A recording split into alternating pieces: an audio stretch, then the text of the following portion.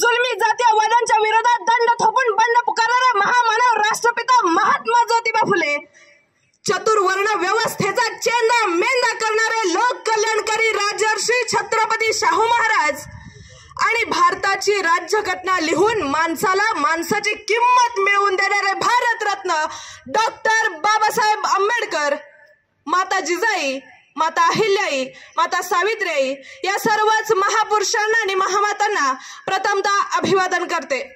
श्रोते हो, ज्यावेळी या भूमीमध्ये धर्म अधर्माचा मुखवटा एक होऊ लागला होता, पाप पुण्याचं व्यापारीकरण सुरू झालं होतं, अनेक वर्षांपासून चतुर्वर्ण व्यवस्थेखाली समाज पूर्णपणे दबला गेलेला होता।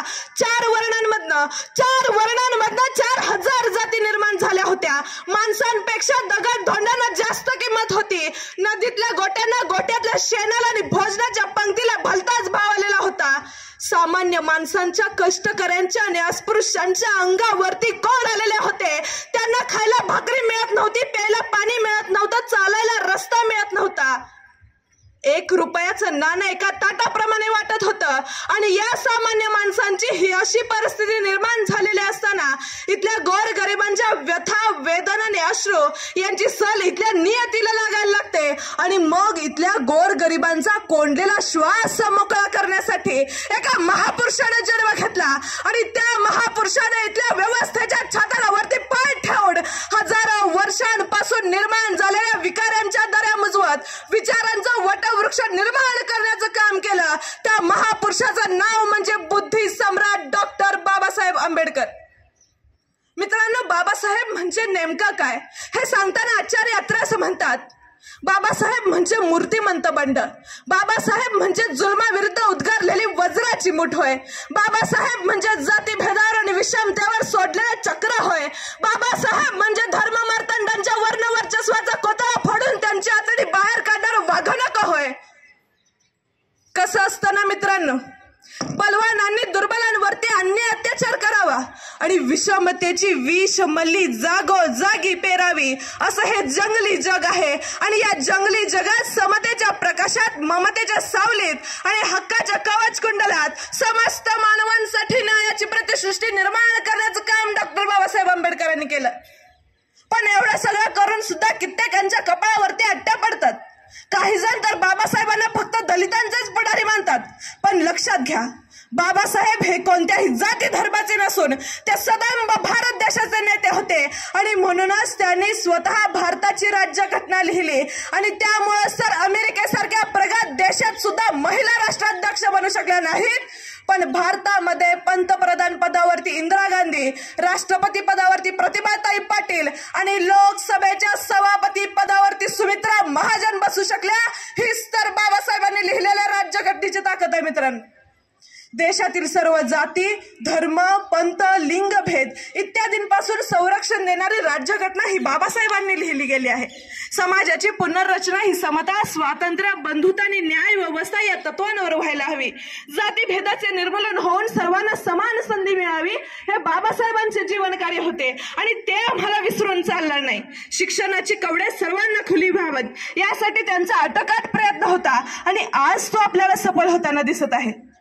खरं तर बाबासाहेबांनी भारतीय संस्कृती व विचारधारा विचारात घेऊन रात्रंदिवस काम करून एक उत्तम, आदर्श व लवचिक ग्रंथ, त्या स्वतः आजारी असताना देखील 2 वर्ष 11 महिने 17 दिवस सातत्यानं समतोल विचारांची कल्याणकारी संविधान या देशाला अर्पण केले आहे।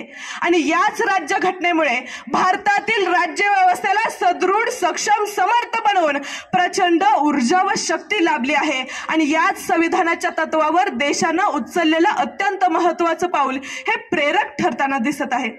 खरं तर इंग्रजांनी या देशाचा संपूर्ण ताबा घेण्याआधी हा देश राजे, राजवाडे, संस्थानिक आणि नवाब यांच्यामध्ये वाटलेला होता। हजारो वर्षांपासून उच्च निस्तेच्या आणि जातीपातीच्या जोखडात अडकलेला होता।